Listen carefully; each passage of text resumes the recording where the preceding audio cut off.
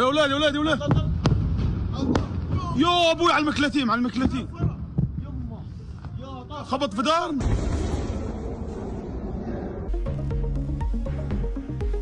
പശ്ചിമേഷ്യ വീണ്ടും യുദ്ധഭീതിയിൽ. ഇസ്രായേലിന് നേരെ ഇറാന്റെ ഡ്രോൺ ആക്രമണം.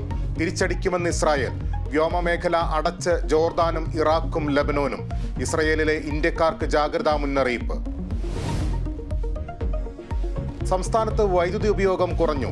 ഇന്നലത്തെ ഉപയോഗം 98.69 ദശലക്ഷം യൂണിറ്റ്.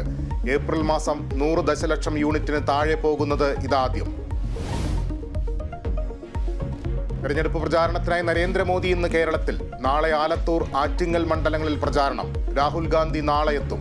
കോഴിക്കോട് UDFന്റെ മെഗാ റാലി.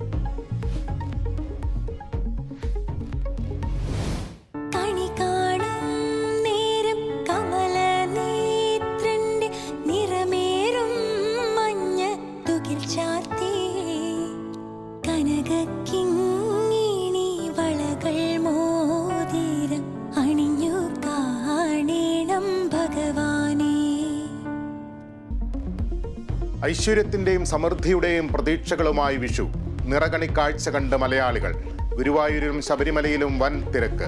വിവിധ ക്ഷേത്രങ്ങളിൽ പ്രത്യേക പൂജകൾ.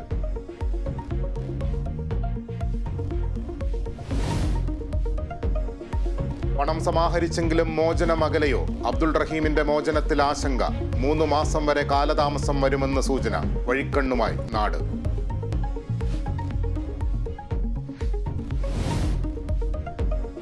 ലൈഫ് പദ്ധതിയിൽ ഇതുവരെ പൂർത്തീകരിച്ചത് 3,81,252 ഭവനങ്ങൾ.